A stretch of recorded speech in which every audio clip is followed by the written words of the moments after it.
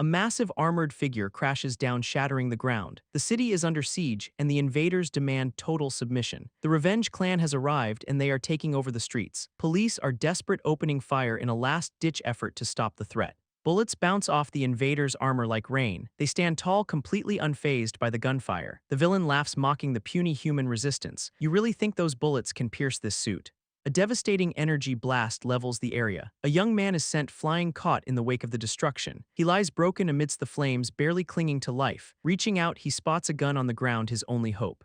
A pair of boots steps over the weapon, blocking his reach. He looks up, stunned by who he sees. A hand reaches down, picking up the discarded firearm. It's the legendary hero Star Sonic. The villain sneers, "So you are the famous Star Sonic. Show me your strength." Star Sonic stands, his ground weapon drawn against the chaos. The villain laughs, "A gun? Seriously? I am disappointed." Star Sonic moves with blinding speed, closing the distance. He strikes a blur of motion against the Dark Titan. The impact is deafening, sending shockwaves through the air. The villain's armor begins to crack under the pressure. He's forced back, the tables finally turning. The villain's expression shifts from arrogance to pure shock. "It is way too soon for you to be disappointed," Star Sonic retorts. A swift, brutal counter-attack sends the villain reeling. Blood spills as the invader is finally pushed to his limit. The villain collapses, defeated by the hero's precision. The police surround the scene, stunned by the sudden turn of events. The young man watches in awe as the hero secures the area. Star Sonic turns to him, offering a hand. He hands the gun back, a silent gesture of protection. "If you ever need me," the hero whispers, "I will come running anytime." With a powerful leap, Star Sonic vanishes into the sky. Later, the boy stares at his tablet, obsessed with news of the hero. He's at the airport, preparing for a trip, still reeling from the encounter. His assistant checks his documents, readying him for departure. "I told you to change the passport photo. There was not enough time." He looks at the passport, feeling a strange sense of detachment. "A guide will be waiting for you at the manga fair," she explains. "I just cannot feel at ease otherwise," she adds with concern. He looks at her, confused by the overprotectiveness. "Why not? Because my legs are like this," he asks, gesturing to his wheelchair. She looks away, pained. "You are still a minor, young master." He offers a faint, polite smile to reassure her. They head toward the gate, the boarding process beginning. A flight attendant bows, offering assistance with his chair. They settle into the cabin, the atmosphere quiet and tense. The assistant watches him, her expression unreadable. The plane takes off, soaring into the night sky. Inside, the boy sits in business class, lost in thought. He reads a news article about the upcoming manga fair and Star Sonic. "I will be able to see Star Sonic soon," he thinks, excited. He gazes out the window, his heart racing with anticipation. Suddenly, a heavy-set man stumbles into his space, bumping him hard. His glasses clatter to the floor, sliding away. The man gasps, panicked by his own clumsiness. "Sorry, it was dark. My glasses," the man cries out. The boy watches calmly as the man scrambles to find them. He notices the man smells strongly of alcohol. The man fumbles, putting his glasses back on with shaky hands. "Sorry, my eyesight is really bad," the man apologizes profusely. "Ah, you are in high school. You are Korean, right?" "Sorry, the boy turns his head, trying to ignore the intrusion. The man looks embarrassed, shrinking into his seat. A passenger behind them snaps, "Hey, he is apologizing to you." "Shut the hell up. People are trying to sleep. Keep it quiet," the passenger growls. A flight attendant arrives, guiding the man back toward the restroom. The boy watches them leave, feeling a strange unease. "Man," he sighs, closing his eyes. "About 8 hours left, maybe. I will just sleep until we get there." Suddenly, a massive explosion rocks the entire plane. The boy's eyes snap open, terror gripping his heart. Passengers scream as the cabin begins to tear apart. He screams, the world spinning into chaos. The plane dives, flames consuming the fuselage. Debris flies everywhere, the sky turning into a nightmare. The crew struggles to maintain control, but it is hopeless. Panic erupts as the oxygen masks drop. The boy wakes up in a hospital bed, gasping for air. "Ms. Moon, why are you here?" he asks, confused. He has flashes of the crash, the fire, the screams. Ms. Moon rushes to his side, sobbing with relief. "You have been asleep for 10 whole days," she cries, hugging him. "I was afraid you might never wake up again." "Thank you, God, truly thank you so much." Night falls over the quiet, isolated house. Inside, posters of Star Sonic line the walls of his room. A display case holds replicas of the hero's mask. He sits in his wheelchair, staring out the window at the stars. He catches his own reflection in the glass, looking hollow. Ms. Moon enters the room, holding a tray with his medication. She sets the tray down, the pills rattling in the quiet room. She looks at him with a mix of pity and concern. "You still cannot fall asleep?" she asks softly. He looks down, his face pale and tired. "But I really am relieved. To think you came out of such a terrible accident without a major injury." He remains silent, his lips pressed into a thin line. "I am tired," he says, dismissing the conversation. Ms. Moon sighs, her shoulders slumping. "Understood," she says, turning to leave.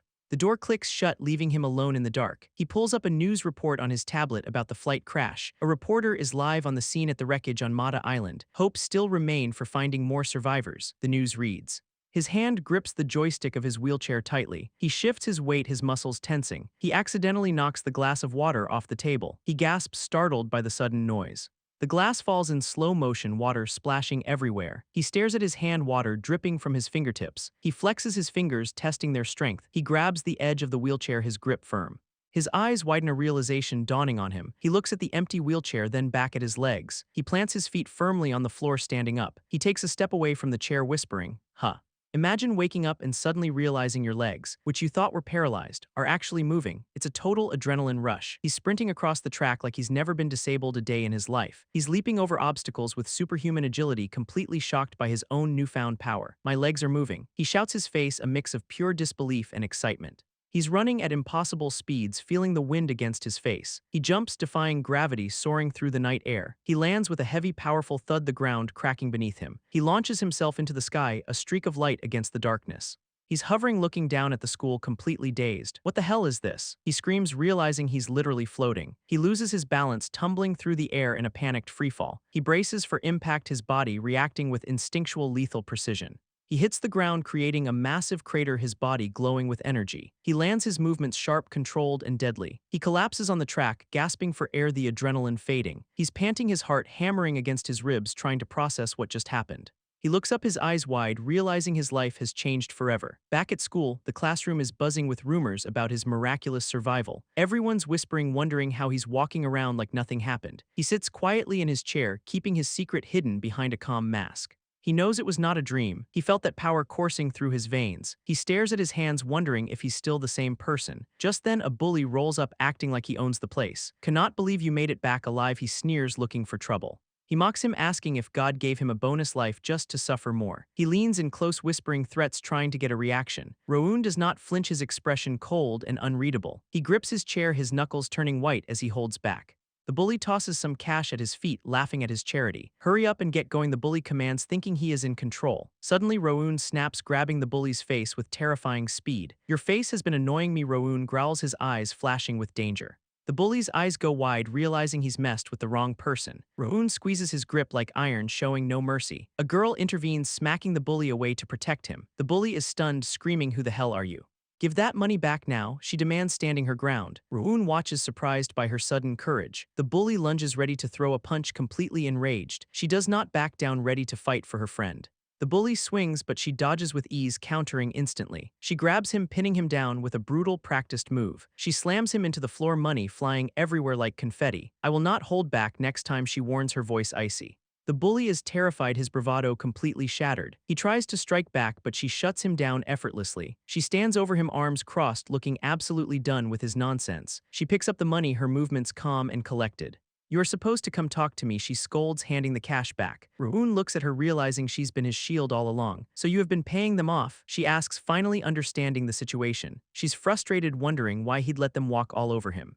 "It is not even that much money," he mutters, just wanting peace. The bully tries to kick his chair, but she intercepts it instantly. "Do not ever give them anything again," she yells, her eyes burning with fury. She demands an answer, her patience wearing thin. "This has nothing to do with you," he tries to say, but she is not having it. She pinches his cheek, reminding him she's been his friend for 10 years. Suddenly, a classmate calls out, "Danhee, the PE teacher needs you." "I am going, but wait for me," she shouts, rushing off. Rowoon watches her go, a genuine small smile appearing on his face. The school day ends and the hallways start to clear out. A door creaks open and the atmosphere shifts instantly. Danhee walks in, expecting to find Rowoon waiting for her. The room is empty and she stops, confused. "Huh, where is he?" She looks around, her heart sinking as she realizes he is gone. She checks her phone, her eyes widening in shock. A message pops up, a photo of Rowoon being dragged away by the bullies. "Those guys," she whispers, her face darkening with rage. She tracks the location to a dark, abandoned construction site. The bullies are there, surrounding Rowoon, mocking his nerd status. They're scrolling through his phone, laughing at his Star Sonic collection. "Do not you have any pictures of girls?" One of them sneers. They find a photo of him with Danhee and start laughing. Rowoon tries to grab the phone back, his face twisted in anger. The bully smirks, holding the phone just out of reach. "Go on, take it," he taunts, crouching down. They continue to torment him, enjoying his helplessness. "Hey, help him out," the leader says, signaling for more abuse. A bully kicks the wheelchair, sending Rowoon sprawling to the ground. They laugh, mocking his inability to stand. "Put some strength in those legs," they jeer, demanding he crawl. Suddenly, a voice cuts through the air. "Stop it." Danhee arrives, her presence stopping them in their tracks. Cut it out now, she commands, her voice echoing in the space. The bully looks down, surprised to see her standing there. It is that girl, they shout, realizing they are in trouble. A new guy steps out of the shadows, a cigarette dangling from his lips. He flicks the cigarette away, his eyes locked on Danhee. You are the one who embarrassed my brother, he asks, stepping forward. Maybe he should not have done something so embarrassing, she retorts. The guy smiles, a dark, twisted look on his face. These guys are not worth our time, he says, ignoring her. He lunges, grabbing Danhee by the hair with brutal force. He slams her into the ground, but she rolls, ready to fight. He looks at her unimpressed, his eyes cold. What you did to my brother, he growls, closing the distance. Danhee scrambles, her knees hitting the dirt. Worthless little bro, he shouts, his anger boiling over. Danhee swings, landing a solid hit right on his jaw. He staggers back, blood trickling from his lip. Is that all you got? She challenges, her stance firm. She grins, her eyes flashing with a dangerous intensity. He looms over her, his size dwarfing her small frame. He kicks her down, demanding she get back up and fight. Rowoon watches from the ground, begging them to stop. Strip her clothes off, the leader orders, his voice cruel. They grab her, their hands tearing at her uniform. Rowoon's hands clench, his fingernails digging into the dirt. His eyes glow with a terrifying supernatural light. He pushes off the ground, his body crackling with raw, unleashed power. The bullies are stunned, staring in disbelief as Rowoon stands up. Rowoon is crackling with raw supernatural energy. I thought his legs could not move. One of them screams. They realize they've made a fatal mistake. With blinding speed, Rowoon launches a devastating kick. The bully is sent flying, slamming into the concrete wall. You little. The leader growls, but he is already outmatched. Rowoon's feet glow with intense, focused power. He strikes again, his movements too fast for them to track. The bullies are terrified, their bravado completely shattered. One of them is sent sprawling, helpless against this new force. Rowoon leaps, his agility defying all logic. He takes them all down, leaving them screaming in the dirt. What the hell is that guy? They cry, scrambling to escape. Rowoon stands over them, cold and absolutely lethal. Where do you think you are going, you pieces of trash? He demands. The bullies are paralyzed by his overwhelming presence. The fight ends in a blur of violence and chaos. Later, Danhee wakes up in a hospital bed, confused. Rowoon is there, watching over her with a soft expression. Hey, are you okay? She asks, worried about his condition. I am fine, but how did I end up here? What about those guys? Rowoon lies, some tall guy showed up, beat them up and left. Danhee sighs, I am glad, that is a relief. But are you really not hurt anywhere? She presses. Worry about yourself first. You have got a cracked rib, he reminds her. I will be fine. She laughs, accidentally throwing a punch. Her injury flares up, a sharp reminder of the fight. A nurse enters, Ms. Kang. Danhee, so you are finally awake. I have contacted your parents, they will be here soon, the nurse adds. Rowoon stands up, yeah, I have got something I need to do. Danhee watches him leave, sensing something has changed. Night falls over the city, quiet and still. Rowoon sits in his room, staring at his own reflection. He looks at his legs, still confined to the chair. Move, he whispers, focusing every ounce of his will. Please, move, he begs, his heart pounding. Let us test this, he declares, eyes narrowing. A faint blue light begins to shimmer around his feet. The energy intensifies, swirling around him like a storm. It moved. He gasps, standing up for the first time. So I can use this power with my own will, he realizes. He looks at his hands, eyes glowing with newfound potential. He heads to the rooftop, looking out at the skyline. He runs, his speed blurring the world around him. He sprints across the rooftop, feeling lighter than air. This is seriously amazing. I cannot believe it, he shouts. He stops, his eyes wide with pure, unadulterated joy. He looks down from the edge, unafraid of the height. Going that far is still a bit, he muses, catching his breath. He stares up at the massive wall of a skyscraper. It'd better get some training, and he decides. He plants his foot, preparing to defy gravity. He launches himself, a streak of light against the night. He scales the building, his movements fluid and precise. He leaps from surface to surface, climbing higher and higher. He reaches the peak, his body humming with energy. He lands softly, his control becoming absolute. He stands on the highest point, looking at the moon. He feels the power surging through his very core. The city lights sparkle below him, a world he can now conquer. He breathes deeply, feeling more alive than ever before. He prepares for another jump, his stance perfect. He soars through the air, gliding over the urban landscape. He lands with a thunderous impact, shaking the ground. I did it, he laughs, exhilarated. Yes, I did it. I can control it perfectly now. In the distance, a fire breaks out, casting a glow. The flames roar, but Rowoon watches calmly. His expression hardens, a new sense of duty forming. He is no longer the victim. He is something else entirely. A massive fire breaks out in the city, lighting up the night sky. Firefighters rush to the scene, desperately trying to keep the crowd back. The situation is critical, and the team scrambles to get their hoses ready. Amidst the chaos, the firefighters confirm they've evacuated everyone. But suddenly, a frantic voice cries out that a friend is still trapped inside. The lead firefighter immediately orders the ladder extended to save the missing person. The ladder shoots up toward the burning building. The heat is intense, and the team is terrified of the danger. They hesitate, wondering if it's even possible to go in under these conditions. The building is completely engulfed in flames. Suddenly, a mysterious figure leaps into the inferno with incredible speed. The firefighters watch in shock, unable to believe their eyes. Inside the wreckage, a young man finds the victim trapped under debris. He reaches the fallen person, his eyes glowing with a strange supernatural light. With a powerful focused kick, he shatters the heavy rubble, pinning the victim down. He checks on the person, his face partially hidden by a mask. He carefully lifts the victim, preparing to make his escape. He carries the person to safety, moving with unnatural grace. His eyes burn with intensity, revealing his hidden power. The glow in his eyes intensifies as he prepares to jump. Energy crackles around his legs, pulsing with raw force. He leaps from the building, carrying the victim in his arms. He descends from the heights, surrounded by a swirling vortex of energy. He lands perfectly on the ground, shocking the crowd below. The impact is massive, kicking up dust and debris everywhere. He gently sets the victim down, making sure they are safe. A firefighter rushes over, completely stunned by what he just witnessed. The mysterious hero looks back, his eyes sharp and alert. In a blur of motion, he scales the building again, vanishing into the night. The crowd stares upward, whispering in disbelief. Was that even a human? Someone captures the whole thing on their phone, completely amazed. Back at home, a young man walks across his room, his movements fluid. He collapses onto his bed, exhausted but clearly exhilarated. He looks at his reflection, a soft, satisfied smile on his face. He glances at his wheelchair, now sitting empty in the corner. He reaches out, feeling the lingering hum of his newfound power. At school, the next day, students are buzzing about the news. They talk about a guy named Songju who got beaten up recently. They laugh about it, calling him weak and saying he deserved it. Suddenly, someone interrupts the gossip with a shocking video. They show the footage of the fire in Hanam-dong from the night before. The students are blown away, calling the footage absolutely insane. The guy in the wheelchair watches the video, wondering if people can see him. The teacher tells everyone to put their phones away, but the excitement is palpable. The video is trending everywhere, racking up millions of views in hours. The guy watches the screen, his expression unreadable. The footage shows the building burning, a terrifying sight. It captures the moment he landed, a blur of motion against the flames. The comments are flooded with skeptics calling it fake or CGI. He reads the comments, his eyes narrowing slightly. A new update appears, promising an interview clip to prove it is real. The link to the video is shared, spreading like wildfire. A witness is interviewed, confirming they saw a person flying. The news reports confirm the mystery hero is still unidentified.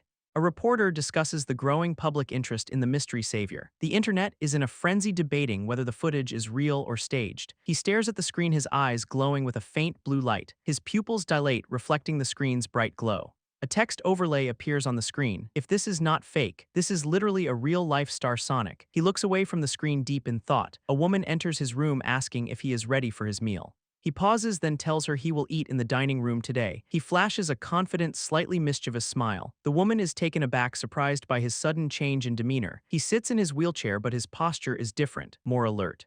A vision of his powered-up form flashes in his mind. He looks back at the woman, his eyes calm and steady. On the TV, a show discusses the Star Sonic phenomenon. The host, wearing a mask, laughs about how unbelievable the footage is. The show promises to dig into the truth behind the incident. The host urges viewers to subscribe and hit the notification bell. The young man watches the screen, a dark, knowing smirk playing on his lips. He sits alone in his room, surrounded by floating objects, fully embracing his power. You will not believe what happened. A normal commute turned into a total disaster. It started with a tense conversation in the car, just a regular day or so they thought, but then the atmosphere shifted instantly. Suddenly, everything went wrong. The ground literally gave way beneath them. A massive sinkhole opened up, swallowing the road. Cars were crashing, chaos everywhere. Everyone was panicking, wondering what was happening. The road just vanished into a dark abyss. It was a terrifying sight. Meanwhile, at school, the vibe was totally different. Students were just complaining about their exams. Typical school drama, right? Just bickering as usual. Then someone dropped the bombshell news. Everyone was shocked by the proximity of the disaster. The news spread like wildfire. They could not believe their eyes when they saw the footage. It was a massive incident, and everyone was talking about it. Time to head home and process this madness. The city felt colder than ever, but someone was on the move fast. He was ready to act. He knew exactly where he needed to go. He had a destination in mind. He geared up, focused and determined, mask on, game face ready. He launched himself into the night. He arrived at the scene of the sinkhole. The news crews were struggling to cover the disaster. The rescue team was completely overwhelmed. They were stuck, unable to reach the victims. The tension was unbearable. Deep inside the pit, a car was trapped. A mother and child were terrified, fearing the worst. The daughter was sobbing, thinking it was the end. The mother tried to stay strong for her. They were trapped in the wreckage, losing hope. But then a mysterious figure appeared in the dark. He was there to save them. The mother begged him to save her child. He moved in to help them. He told the mother to hold on. He grabbed the child moving with incredible speed. He got them out and the rescuers were stunned. The child was safe, but she was worried about her mom. The hero was already moving to save the mother. He went back into the danger zone. The ground was still collapsing, but he did not care. He was completely focused on the mission. The mother was still trapped in the car. He dived deep into the hole. He reached the wreckage. He prepared to make his move. With one powerful leap, he was out. The crowd watched in absolute disbelief. They could not believe what they were seeing. They were completely stunned. He soared through the air carrying the victim. He landed perfectly safe and sound. The child was so relieved to see her mom. They were reunited at last. The mother was so grateful for the rescue. The hero just stood there silent. The rescuers tried to ask him who he was. They wanted to know if he was the same guy from the fire. The crowd was swarming trying to get a look. He did not say a word. He was ready to leave, and just like that he vanished. Meanwhile, at the courthouse, a different kind of drama was unfolding. The judge was ready to deliver the verdict. It was a serious case of reckless driving. The defendant stood there cuffed, but the court took his mental state into account. He got a light sentence and just laughed it off. Living straight really is not worth it. The internet is obsessed with the mysterious Star Sonic hero. Every news outlet is covering his legendary rescues from fires to massive sinkholes. He's saved over 10 people already. He's a total real-life superhero. The world is watching and the hype is absolutely insane. Everyone is talking about that iconic mask he wears. Even the Real Man Show is trying to claim they discovered him first. They're convinced Star Sonic is actually watching their broadcast right now. They're begging him to come on the show and reveal his secrets. Our hero just watches thinking maybe the mask was a bit much. The show shifts gears to the infuriating case of Ju, Taewon, the rich kid who got off easy for a hit and run. Taewon is playing the victim using a fake mental illness excuse to dodge jail time. Look at that smug face. He thinks he's untouchable. The public is furious, calling out the blatant corruption in the legal system. The chat is blowing up. People are calling for justice or even vigilante action. Everyone is looking to Star Sonic to dish out some real cold-blooded justice. He's faster than the law and the people want him to act. Our hero watches clearly deciding it is time to teach this guy a lesson. Meanwhile, Taewon is living it up at a club celebrating his freedom. He's bragging to his friends about how he beat the system. He's so arrogant, betting millions like it's nothing. He's laughing about the fake mental illness claim. He's got no remorse at all. He even jokes about being high, thinking he's the king of the world. His friends are just as toxic, cheering on his reckless behavior. They're all laughing, completely oblivious to the danger lurking nearby. Taewon is feeling invincible, sipping his drink. He heads to the parking lot, still riding that high of getting away with murder. He approaches his car, totally unaware of what's coming. He's still ranting about how he's better than everyone else. Suddenly, he spots a hooded figure in the reflection of his car window. He freezes. Who the hell is this guy? Before he can react, Star Sonic strikes with blinding speed. Taewon is left reeling, completely caught off guard. The mysterious hero stands over him, radiating pure intimidation. Taewon is terrified, demanding to know who sent him. He tries to threaten the hero, still acting like he's in charge. He screams that he'll kill anyone who crosses him. Star Sonic does not even flinch, he just grabs him. Taewon is thrown to the ground, finally realizing he's met his match. Star Sonic calls him out for the trash he is, a murderer with no remorse. Taewon is desperate, asking if the victim's family hired this guy. He's groveling now, trying to bribe his way out of this. He offers millions, doubling whatever he thinks the bounty is. He thinks he's finally found a way to negotiate his survival. But Star Sonic is not interested in his dirty money. He gives him one order: confess everything to the public. Taewon is shaking, terrified of what happens if he refuses. Star Sonic makes it clear this is his last chance to stay in one piece. Taewon is left broken and alone on the rooftop. He's absolutely traumatized, his arrogance completely shattered. Back at school, everyone is still obsessing over the mysterious hero. Even celebrities are talking about him now. A student asks our protagonist what he thinks, but he's keeping his cool. She thinks he's acting a bit too calm about the whole thing. She even drops a rumor that Star Sonic might be a student at their school. She mentions the rumor about the school uniform pants, laughing it off as ridiculous. Our hero just chuckles, playing along perfectly. She stares at him, feeling like something is off. She asks what's up with him, sensing a change in his vibe. She notes he's been acting brighter and it's definitely suspicious.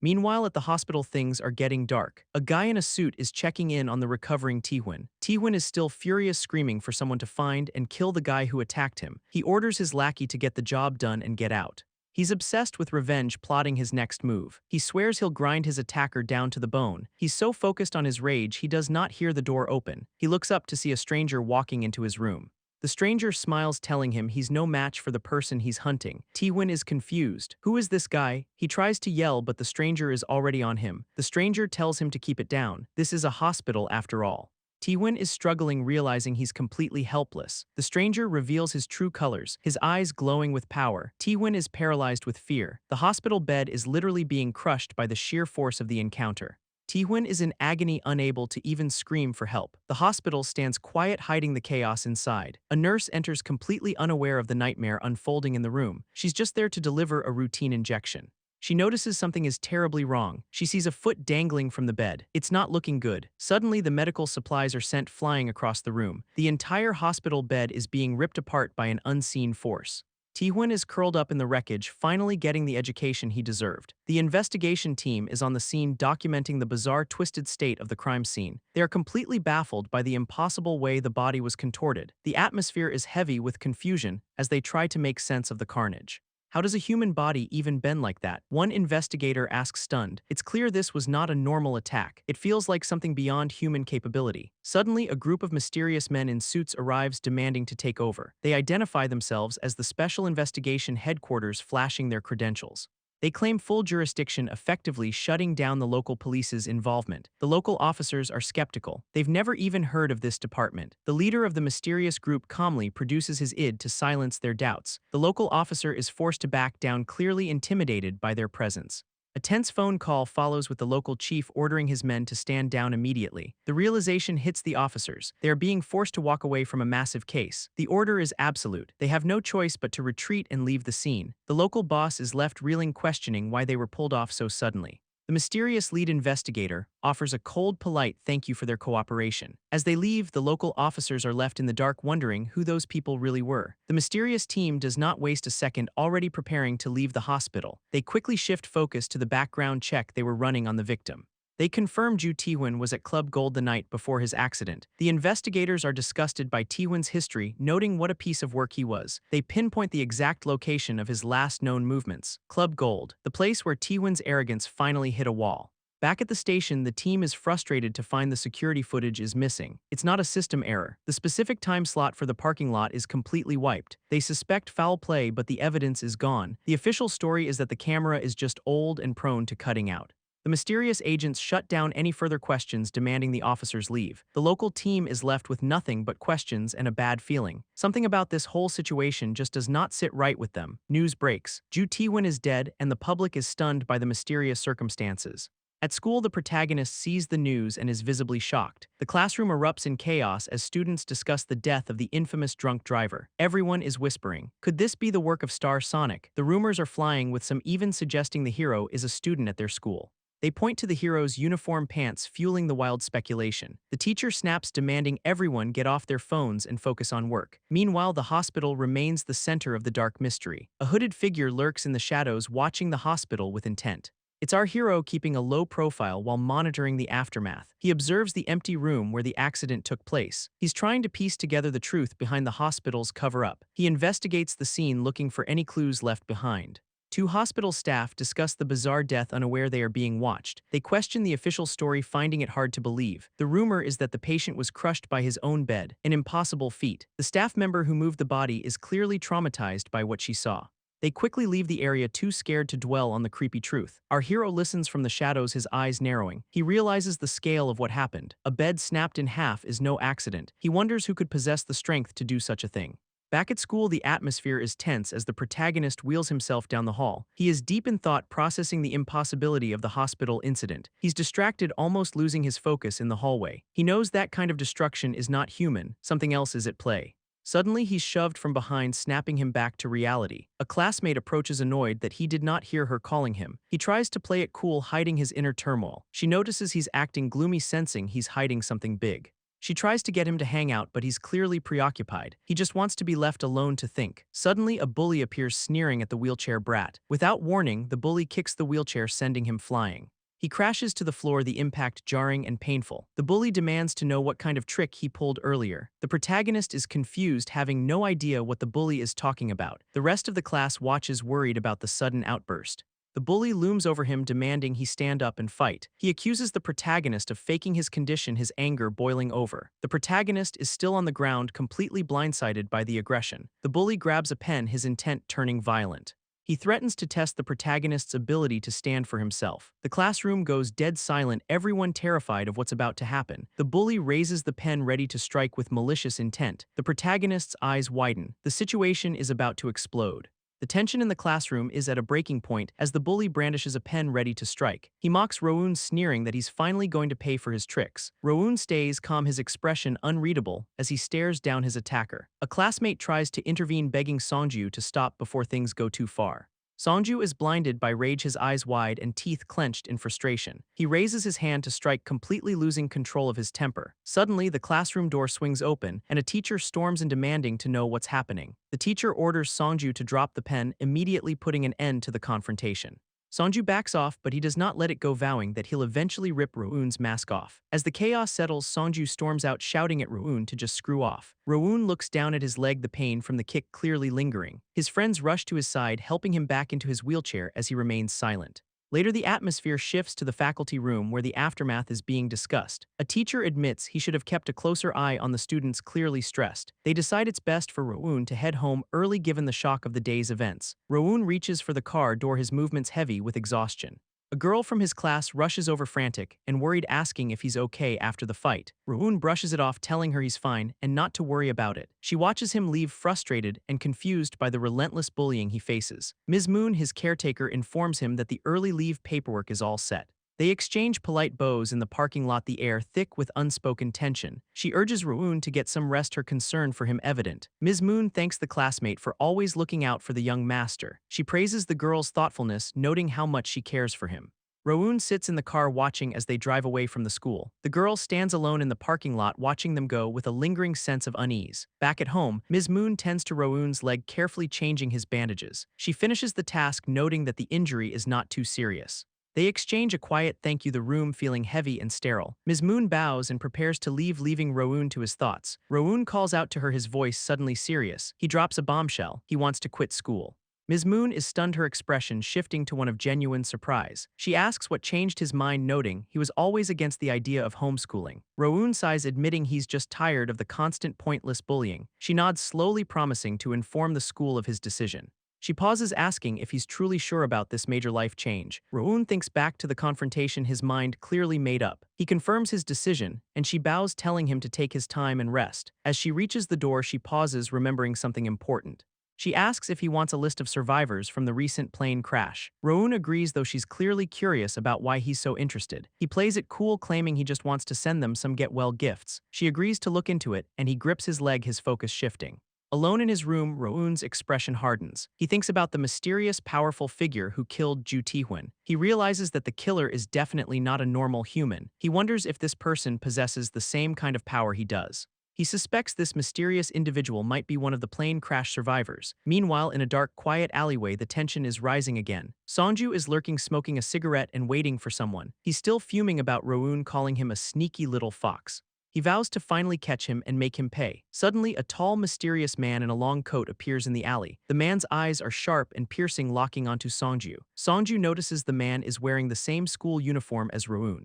He confronts the stranger, demanding to know why he's staring. The stranger calmly replies that he recognizes the uniform, and Songju snaps back. Songju is visibly annoyed, his patience wearing thin. The stranger warns him to watch his mouth, his tone cold and dangerous. Songju is taken aback, not used to being talked down to. The stranger repeats his warning, challenging Songju to say it again. He smiles, a dark, intimidating grin that makes Songju freeze. Songju tries to lash out, calling him a little punk. The stranger effortlessly dodges, mocking him with a simple whoops. His eyes glow with a strange, unnatural light. With a flick of his wrist, the heavy AC unit on the wall begins to groan. The metal structure is ripped from the wall by an invisible force. It crashes down right in front of the terrified Songju. Songju gasps, his bravado completely shattered. He collapses to the ground, trembling in pure, unadulterated fear. The stranger looms over him, calmly telling him to be more careful. He warns that if he is not, heaven's punishment might come for him next. Songju is left cowering on the ground, staring up at the man. The stranger smiles one last time, his eyes radiating a terrifying power. The graduation trip begins, but for Se-yuk it's a nightmare waiting to happen. He's already feeling like an outsider, struggling with his luggage and his nerves. Tensions are high, and he's clearly uncomfortable in his own skin. Seunchen approaches, acting friendly, but it feels forced. He checks on Se-yuk, masking his true intentions with a fake smile. Se-yuk tries to play along, desperate to just get through this trip. The seating arrangement is a clear sign. He's being isolated from the rest of the group. Seunchen keeps up the act, pretending they're all going to have a great time, but behind his back, the others are already mocking him, calling him a pig. They only brought him along to save money using him as a pawn. They even tricked him into paying a massive fake fee for the trip. Seyuk knows exactly what they think of him, but he stays silent. He's been invisible his whole college life, and this trip is no different. Yet he came anyway driven by a secret singular motivation. He's watching them, specifically the group dynamics, with a heavy heart. It's all about her. Jang Sehi is here and that changes everything. He watches from afar, feeling the sting of his own social failure. This is his last chance to be near her, his final hope in college. The plane cruises through the night, a metal tube filled with secrets. The noise is unbearable and Seyuk is trapped in his own misery. He reaches out to a flight attendant needing a distraction. A simple request for a beer, a pathetic attempt to numb the pain. 3 cans later and he's still wide awake, drowning in his thoughts. The alcohol is not working. The reality of his situation is too sharp. He scans the dark cabin, his eyes searching for Sehi. He wonders if she's asleep, his mind fixated on her presence. The urge to move becomes too strong. He has to go to the bathroom. He stumbles through the dark aisle feeling like a ghost. Then he sees it, a sight that shatters his fragile world. Sehi is not where she should be. She's vanished into the shadows. He spots them in the back, a secret rendezvous hidden from everyone else. His heart sinks as he realizes the truth of their trip. They're together, intimate and oblivious to his suffering. The realization hits him like a physical blow, his face pale with shock. He watches them kiss, the image burning into his mind. He cannot help himself. He blurts out her name in a panic. They freeze, caught in the act, their secret suddenly exposed. The realization of being seen by him fills them with dread. He turns to flee, the shame and betrayal overwhelming him. He locks himself in the bathroom, his hands trembling with rage. He screams at himself in the mirror, calling himself an idiot.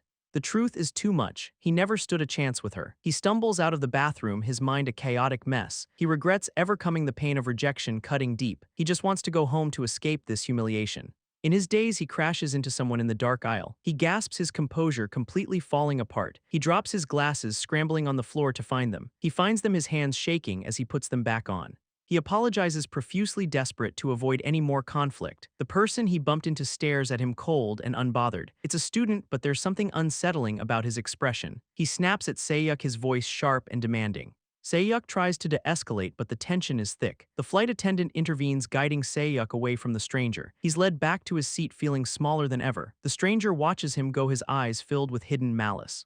He mutters under his breath, judging Seyuk with cold disdain. Seyuk tries to compose himself, but the encounter haunts him. He's still reeling from the earlier scene, his mind racing. He tries to return to his seat, hoping to disappear.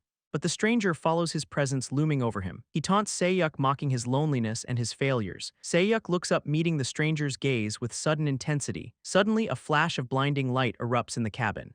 The world seems to tilt, reality warping around them. Chaos breaks out as the plane begins to violently shake. The stranger's expression changes, his power manifesting in the air. Seyuk is thrown back, his body slamming against the seat. He screams, the terror of the moment consuming his senses. The cabin is engulfed in a strange, otherworldly energy. Everything goes black, the plane spiraling into the unknown. Seyuk's eyes widen as he stares into the abyss of the crash. When he wakes, the world is different, and he's not alone. A new reality begins, and Seyuk is at the center of it all. Seyuk is at the airport, feeling completely out of place and isolated from his peers. He walks through the terminal, his mind heavy with the weight of his secret mission. He keeps his head down, trying to remain invisible to the group that mocks him. Suddenly, he spots his parents, and the shock of seeing them there stops him in his tracks. They are just as surprised to see him, their faces filled with confusion and concern. They call out his name, unable to believe he's actually standing there in front of them.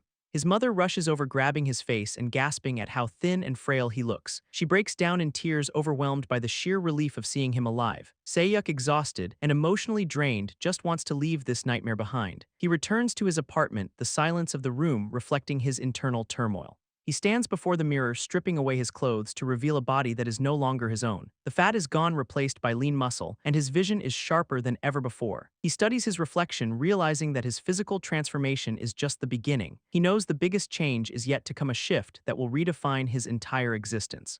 He steps out dressed in a long coat, his aura now cold and detached. He tells his mother he's heading out to meet a friend, his tone leaving no room for argument. She watches him go, sensing the dark, unfamiliar change in her son. She remains silent, paralyzed by the unsettling realization of who he has become. He speaks with a chilling calm, telling her it's not his fault his friends died. He dismisses her concerns about his dark demeanor, brushing off the past as if it were nothing. He offers a cold, practiced smile, assuring her he's perfectly fine. She watches him leave, her expression one of pure helpless dread. Walking through the crowd, he reflects on how the old Sayuk would have been shattered by the accident. Now he feels nothing but a terrifying hollow sense of calm. He stands before a memorial staring at the faces of the friends he watched die. He feels absolutely no sympathy for them, his heart hardened against the tragedy. To him, their deaths were not a loss. They were a form of divine punishment. He believes they deserved it for the way they treated him, his resolve hardening with every step. He arrives at a meeting spot, his eyes cold and focused. Yoonsul is waiting for him, looking nervous and out of her depth. He apologizes for the wait, but his presence is so intimidating that she barely recognizes him. He confirms his identity, and she stares at him, completely stunned by the change. He suggests they grab a meal, his voice smooth and commanding. As they eat, she presses him for answers about why he's acting so strangely. He claims he does not remember much after the accident, lying through his teeth. He tells her he just lied to his parents about the weight loss to keep things simple. She wonders if the trauma of the crash is what caused such a drastic physical change. He lets her believe the lie, keeping his true nature hidden behind a mask.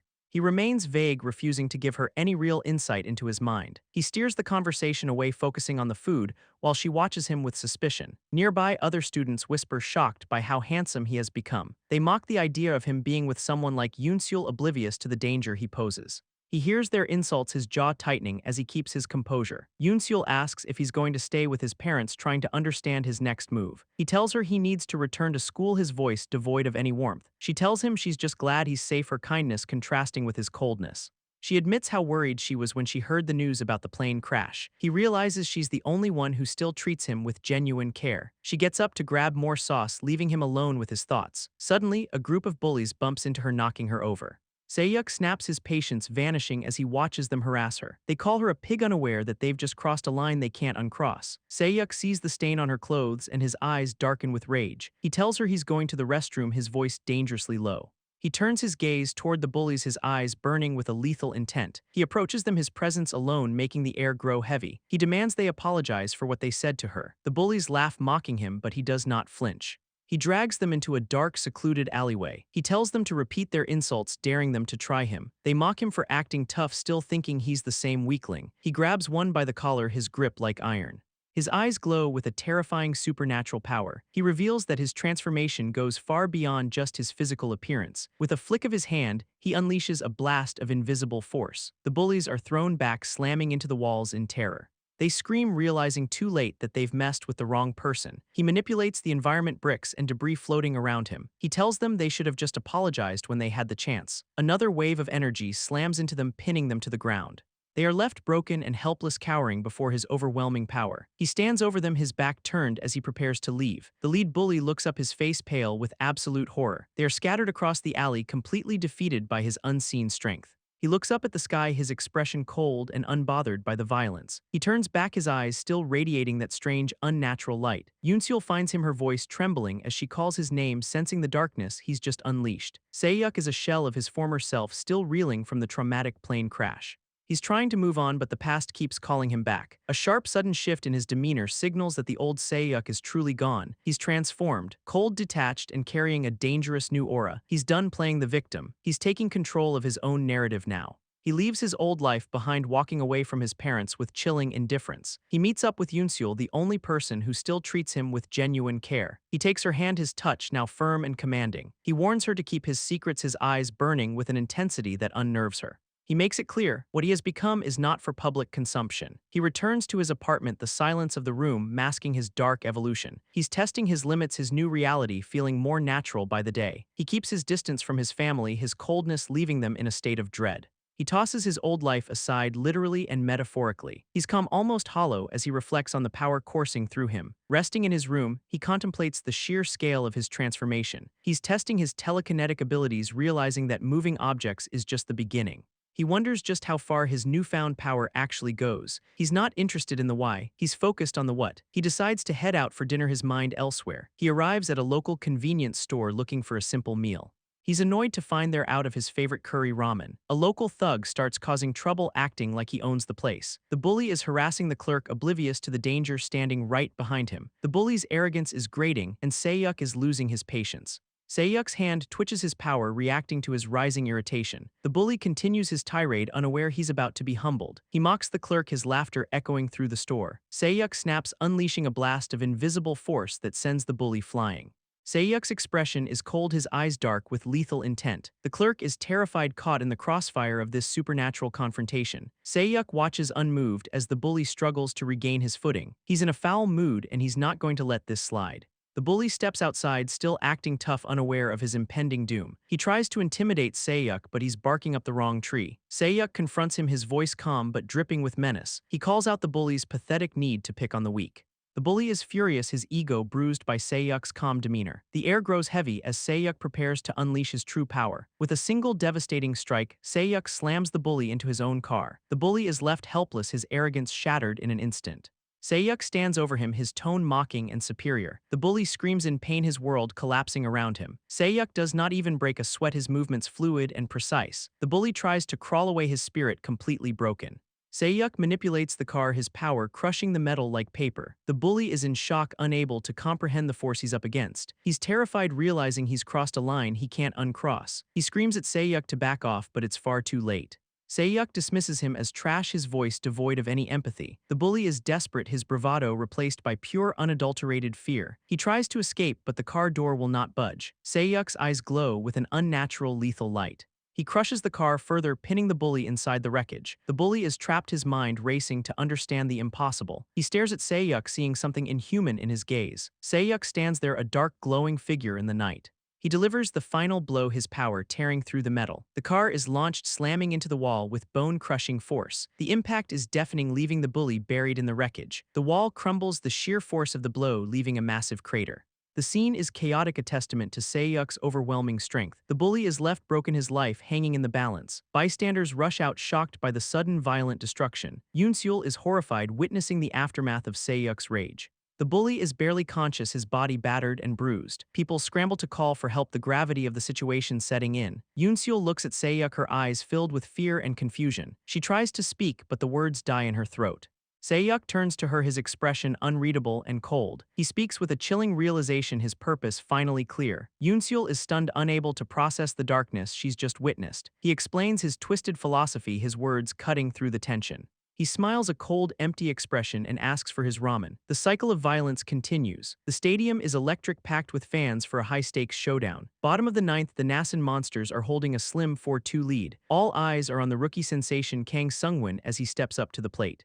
The pitcher winds up throwing a pitch that seems to vibrate with dark, hidden energy. Meanwhile, Sayuk watches the game from the shadows, his face cold and unreadable as he vapes. His former tormentor Yang Jin-ho is still acting like the king of the school. Sayuk's gaze is sharp, watching the power dynamics shift with chilling detachment.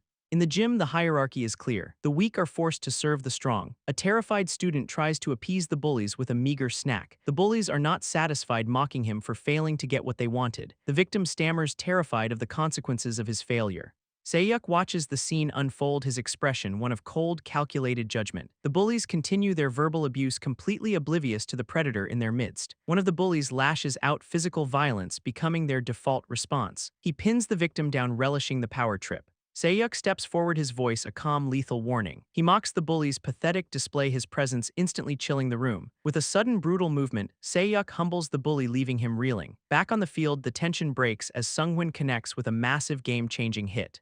The ball soars over the fence, a perfect 3-run home run. Sayuk watches the broadcast, a dark, knowing smirk playing on his lips. He watches the celebration, already plotting how he'll dismantle their success. Later, a delivery driver rides through the night, unaware he's heading into a trap. He arrives at a desolate, abandoned building to drop off an order. The driver is confused, looking around at the eerie, silent surroundings. He calls out, wondering if he's at the right place, his voice echoing in the gloom. The building looks like a tomb, but he has no choice but to enter. He steps inside, calling out for the customer, his nerves fraying. In the shadows, a figure sits waiting. It's Yang Jin-ho. Jin-ho does not even look up, his tone dismissive and arrogant. The driver is annoyed by the disrespect, but he just wants to finish the job.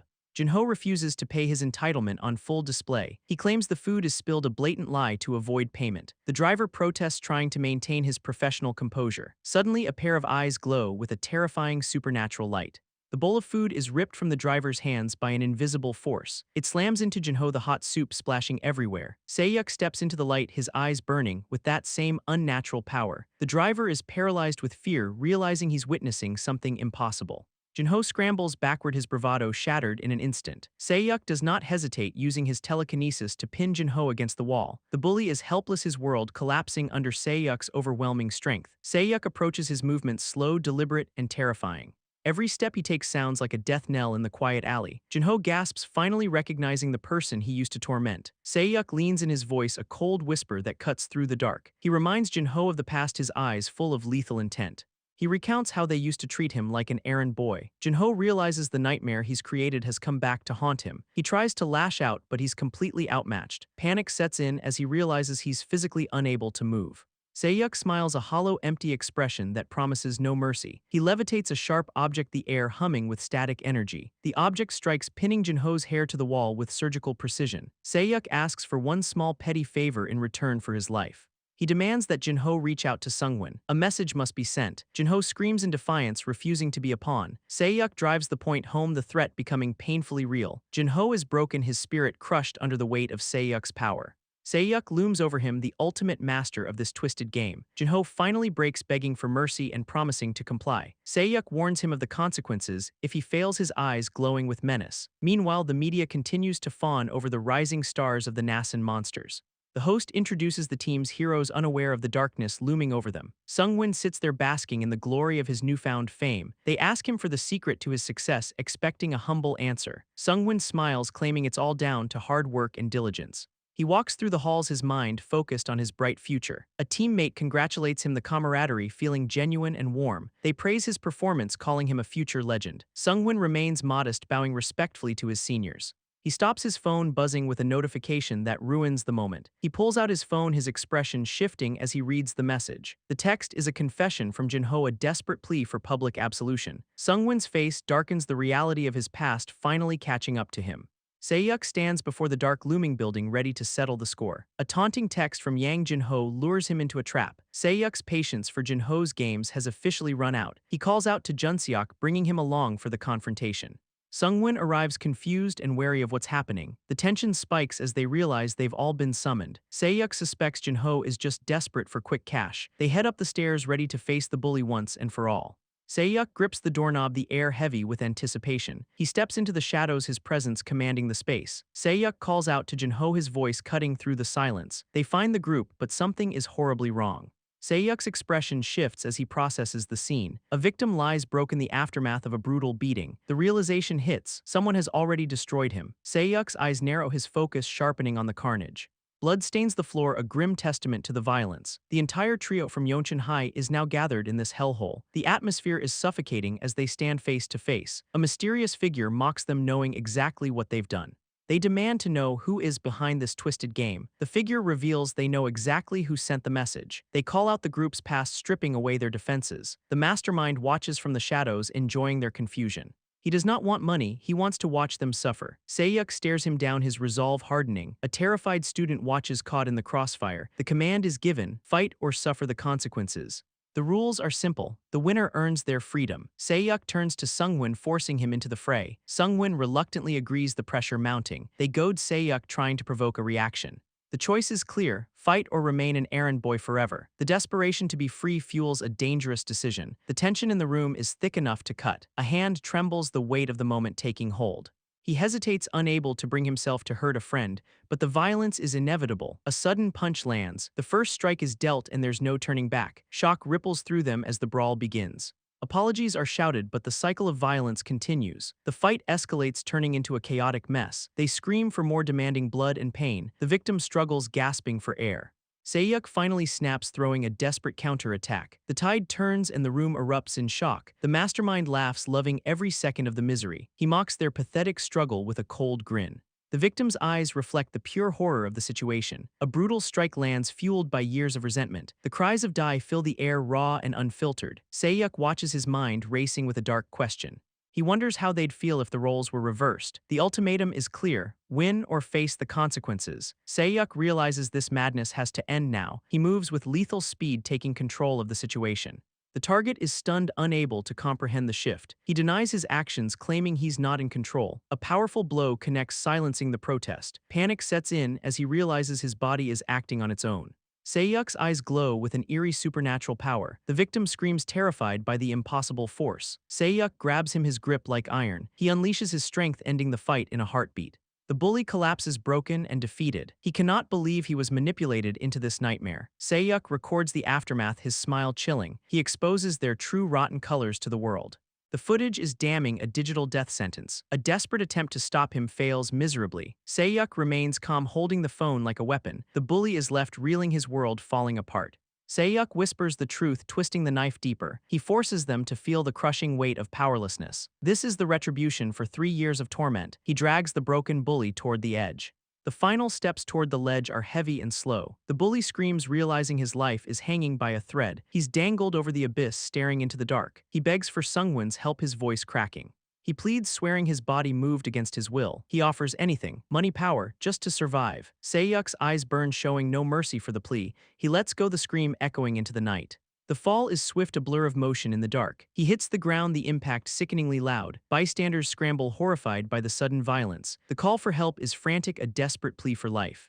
Se-yuk watches from above, a silent, cold observer. The pain is absolute, a punishment for his sins. Se-yuk confirms the justice, cold and detached. The bully begs, his spirit completely shattered. Se-yuk walks away, leaving him to his fate. He leaves him with a final haunting promise. Living will be worse than death. Pro baseball star Kang Sungwon is in handcuffs, accused of murdering his 2 high school friends. During interrogation, Sungwon flatly denies the charges. The police claim he pushed them off a building at 5 p.m. Sungwon insists he is innocent. He begs them to believe him, claiming he did not do it. The investigator remains skeptical. He pulls up a video on his laptop showing a man on a rooftop. The evidence seems damning. The investigator asks if he really thinks he can talk his way out of it. Sungwon is clearly being framed. He screams that he was set up by the person who sent that video. He insists the real culprit is a Yeoncheon High graduate. He claims he saw the mastermind's face. The investigator asks if he killed his friends because he was threatened. Sungwon denies it again. He makes a wild claim. The mastermind controlled his body. He insists it must have been some kind of supernatural power. The investigator stares at him, unimpressed. He asks if Sungwon is seriously talking about superpowers after a double murder. He tells Sungwon his life is over. Meanwhile, the Real Man Show TV channel is broadcasting to the world. The host, wearing a mask, announces the scandal to his viewers. He claims to have exclusive breaking news. He exposes Sungwon as a former high school bully. He shows a message from an anonymous tipster. It's a text from the late Yang Jin-ho to Sungwon wanting to confess their past crimes. The host concludes that Sungwon killed his friend to silence him. The masked host gloats about his flawless deduction. A mysterious man watches the stream from his bed, knowing the truth. He thinks the Real Man Show is doing a great job spreading the chaos. He knows Sungwon's life is effectively over regardless of the truth. He doubts anyone will believe Sungwon now. He prepares to reveal the main dish. He brings up the viral video from the Hanam Dong fire. He asks if everyone has seen the clip of the real-life star Sonic. He cannot get enough of the footage. He promises to dig into the truth behind that incident. The man in bed smiles to himself. He realizes there is someone else out there just like him. We flash back to a quiet house at night. A young man is sleeping peacefully. He suddenly wakes up sweating. A massive truck barrels toward a car. The impact is violent. The car is crushed in a horrific collision. The vehicle is left totaled. The car is pinned against the guardrail. Inside, a child is crying for help. He is trapped and terrified. He screams for his dad. He calls out for his mom. He is scared and in pain. A man rushes to the scene, promising to help. He struggles to free the boy. The mother begs him to save her son first. He manages to pull the boy to safety. The car teeters on the edge. The man watches in horror as the car is about to fall. He looks on, helpless. The boy screams in agony. The car plummets into the abyss. The boy's eyes widen in realization. He wakes up in his bed, gasping. He realizes it was just that dream again. He sits in the dark, contemplating. We cut to the present. A figure leaps across rooftops. He moves with incredible supernatural agility. He lands silently on the concrete. He walks across the rooftop. He stops, looking out over the city. Below, traffic flows normally. The scene is calm, a stark contrast to the chaos. He remembers the mother's plea to save her child. He remembers her sacrifice. He feels the weight of that memory. He wishes he had his current power back then. His eyes glow with a strange blue energy. He feels his strength surging through his legs. He senses someone else is on the roof. A man in a coat walks toward him. They stand face to face in the night. The man asks who else would be there at this hour. He identifies the boy who survived the crash, and he reveals himself as the one who caused it. The rooftop encounter begins as the mysterious figure realizes there's someone else with powers just like his. He confronts the stranger, demanding to know who he is and why he's here. The man in the coat remains calm, insisting he is not looking for a fight. He reveals he's been watching, calling the boy the real-life star Sonic. The boy is stunned, but the stranger just laughs, claiming he knows everything. He lists the disasters: the fire, the collapse, the sinkhole, mocking the boy's heroics. He addresses him by name, Roon. The boy is shocked. Roon wonders how this stranger could possibly know his identity. The man explains he saw him on YouTube and was surprised to find another chosen one. He admits he thought he was the only one with these supernatural abilities.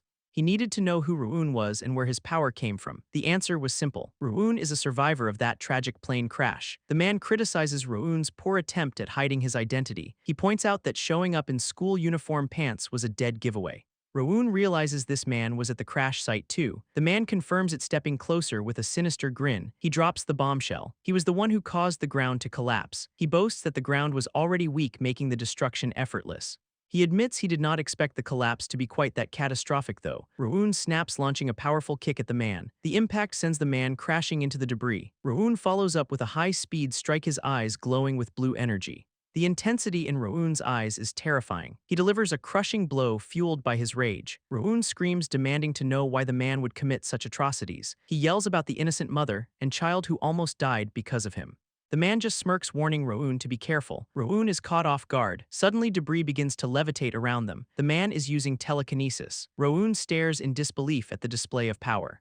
The floating debris is launched toward him with lethal force. Roon struggles to keep his cool as the projectiles fly. The man stands up, brushing himself off, still claiming he only wants to talk. Roon realizes the man has telekinetic abilities and refuses to listen. The man shifts the conversation, asking about Ju Tihun. He confesses to killing Tihun, claiming he finished what Roon could not. Roon is horrified, arguing that Tihun was going to apologize and change. The man just laughs at the idea of a bully ever feeling true remorse. He steps forward, acknowledging that Roon is pure. He mocks Roon for thinking a few punches could ever fix someone like Tihun. He insists that trash like that needs to be cleaned up permanently. He claims this is why they were chosen, to work together and reshape the world. He extends his hand, offering a dark partnership. Roon stares at the hand, conflicted and disgusted. He flatly rejects the offer, refusing to change the world through violence. Roon makes it clear he will never team up with someone like him. He launches himself into the air, retreating from the rooftop. The man watches him go unfazed. He mutters that Roon's arrogance has not changed a bit. He calls him a cocky brat as he watches him disappear into the night. We cut to a quiet, upscale house the next day. A young man in a wheelchair is reviewing documents with an assistant. The assistant explains a technical detail, but the young man is distracted. He realizes the person he is investigating is also a plane crash survivor. The assistant asks if he's still following the briefing. The young man claims he's not feeling well and wants to stop for the day. He sits alone, deep in thought. The assistant checks on him, asking how he's feeling.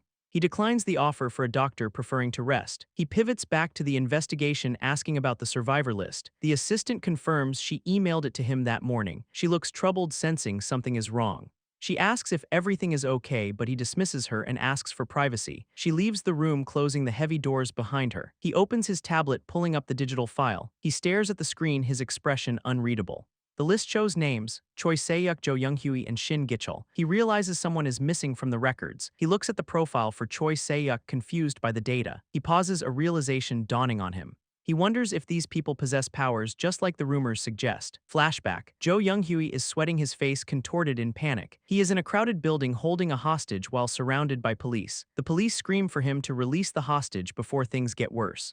Young-hui is trembling, begging them to just leave him alone. He snaps, screaming at the top of his lungs for everyone to back off. Imagine a busy airport terminal, the starting point of a nightmare. A man says goodbye to his wife, promising to return safely after his surgery. He's battling stomach cancer and is worried, but he has to go. He reassures her, "I will be fine, I will come back safe and sound." He asks his friend Cheol Woon to look after his wife and their shop while he's away. Cheol Woon agrees, promising to take full responsibility. The man leaves, unaware of the tragedy ahead. Suddenly, the plane is in flames, a terrifying crash. In the chaos, something strange happens to his eyes, a surge of power. The wreckage is engulfed in fire and destruction. 3 months later, he wakes up in a hospital bed, alive but changed. He's been in a coma, completely unaware of the time that's passed. A nurse is shocked to see him finally awake. He struggles to speak, confused and disoriented. He looks out the window, trying to process his new reality. He's still trying to piece together what happened. A man from the airline arrives to officially meet him. He introduces himself as Kim Sung-hyun, handling the accident aftermath. He drops the bombshell. You have been in a coma for 3 months, Mr. Joe. The man immediately asks about his wife, desperate for news. The official says she has not been able to visit, claiming she is too busy with the shop. Then the official reveals something even more impossible. His stage 4 cancer is gone. After the accident, they could not find any trace of a tumor. The man laughs, a mix of disbelief and relief. He's been miraculously cured. He's ecstatic, shouting, "Yes, I am alive and healthy." He rushes to a payphone, desperate to call his wife. "Hello, it is me." His wife answers, shocked and crying, "Honey, you are awake." She apologizes for not visiting, but he cuts her off. "None of that matters. My cancer is gone." He's overwhelmed, asking how this could even happen. They talk about finally living happily together again. He tells her he'll be home in a week. She tells him to come back safely, and he hangs up. He feels like a new man ready to start over. The airline official returns with more news. The embassy processed everything early. You can go home tomorrow. He's finally heading home, back to his life. He takes a taxi, his heart racing with anticipation. He arrives at his apartment, clutching flowers, ready to surprise his wife. He's smiling, imagining her reaction. He reaches his door, excited to see her. He stands outside, listening for a moment. He thinks she will probably cry and freak out from the surprise. He opens the door, flowers in hand, but he stops dead in his tracks. There's a pair of shoes that are not his. He freezes, a sinking feeling in his gut. Do we have customers this late? He walks in and hears voices coming from the bedroom. He peeks through the door and sees his wife with another man. His heart shatters as he realizes the truth. He hears them talking about his life insurance payout. They were waiting for him to die. He drops the flowers, the sound echoing in the room. They turn around, terrified to see him standing there. "Why?" he whispers, his world crashing down. "Why are you too?" His wife tries to lie, "It is not what you think." She screams at him, "You think I am an idiot. Do not try to talk your way out of this." He yells, "How could you do this to me?" The man with her tries to act tough, telling him to calm down. He snaps, delivering a punch that sends the man flying. The man scoffs, "This guy." He admits, "Yeah, that is right. Your wife and I are like that, so what?" He grabs the man, furious. "You told me I am counting on you, remember?" He throws him across the room. "Why did you have to come back alive?" The man sneers, "You should just died quietly." He tries to act calm, but his face is contorted with rage. He threatens him, "That'd be better for you too." Suddenly, the man's mouth opens and a strange glowing green slime erupts. It covers the man's face, burning and suffocating him. He collapses to the floor, the slime spreading everywhere. The man stands there, horrified and confused. "Huh!" His wife screams in terror as she watches the gruesome scene. He falls to his knees, his hands trembling. He looks at his own hands covered in the glowing substance. What the hell is this? Police arrive and his wife points at him, screaming, "He killed someone." The nightmare has only just begun. A man checks into the Boston motel, desperate for a place to hide. He pays the clerk, his mind clearly elsewhere. He hands over the cash, just wanting to be left alone. The clerk reminds him about his things, but he's already checked out. The clerk watches him go, sensing something is deeply wrong. Alone in his room, the man turns on the TV. The news reports a massive fire at a waste processing center, then a report about a truck accident on the expressway. He stares at the screen, his anxiety spiking. Suddenly, his phone rings. It's his wife. He hesitates, his heart pounding in his chest. He answers, his voice trembling as he asks where she is. She asks why he called, sounding cold and distant. He breaks down, sobbing, admitting he just felt lonely. She presses him for his location, acting concerned. He struggles to find the words, feeling completely broken. "I am so scared," he cries out. She tells him to stay put and that she'll come to him. He writes down the motel's address, clinging to the hope of seeing her. Meanwhile, at a secret location, the team tracks his every move. They scramble, rushing to the scene to intercept him. Back at the motel, the clerk is interrupted by the authorities. They flash their badges, demanding his full cooperation. The man sits on the bed, unaware that his world is about to end. A knock at the door makes him jump. He asks who it is, and a voice claims to be from the motel staff. "We forgot to change your sheets," the voice says. He peers through the peephole, his eyes wide with suspicion. He sees the clerk standing there, looking nervous. He realizes something is wrong and backs away. He peeks through the curtains, looking for an escape. Outside, the police have already surrounded the building. He curses his wife, realizing he's been set up. He grits his teeth, ready to fight for his life. The men outside wait for the perfect moment to strike. They whisper, wondering if he's already figured it out. They demand the master key to force their way in. The tension is thick enough to cut with a knife. The key turns and the door swings open. They burst in, guns drawn, ready to take him down. They scan the room, but he's already moving. Suddenly, a wave of green slime erupts from his mouth. He lunges past them, desperate to break through the line. He crashes out into the hallway, moving with terrifying speed. The officers shout for him to stop, but he does not look back. More green slime spews out, covering everything in its path. The officers are caught in the blast, struggling to breathe. They scream in agony as the substance burns them. He sprints toward the exit, his body pulsing with strange energy. The police chase him, shouting for him to surrender. He reaches the street, the sirens wailing behind him. They jump into a car, determined to hunt him down. Tires screech as they peel away in pursuit. He's cornered, his face twisted in pure rage. The radio crackles. Suspect is fleeing. All units respond. The police car speeds through the dark, empty streets. He runs, but the net is closing in on him. The news breaks. A man in his 30s has taken a hostage at a mall. The public watches in horror as the situation escalates. The mall is swarmed by police lights flashing everywhere. Inside, he holds the woman hostage surrounded by armed officers. They demand he release her, but he's past the point of reason. He whispers, his voice trembling, please. Just. He snaps, screaming at the top of his lungs, leave me alone. A massive torrent of green slime erupts from his throat. The officers dive for cover as the toxic wave hits. The floor is completely covered in the glowing, dangerous substance. The police try to negotiate, pleading for him to calm down. He screams, shut up, his eyes glowing with power. If you do not want to die, back off, he threatens. Suddenly, a mysterious figure in a mask strikes him down. He falls, the force of the blow knocking the wind out of him. The police rush to secure the hostage, confused by the sudden intervention. He looks up, gasping, who the hell are you? The crowd watches from the balcony, stunned by the display. It is Star Sonic, someone whispers in awe.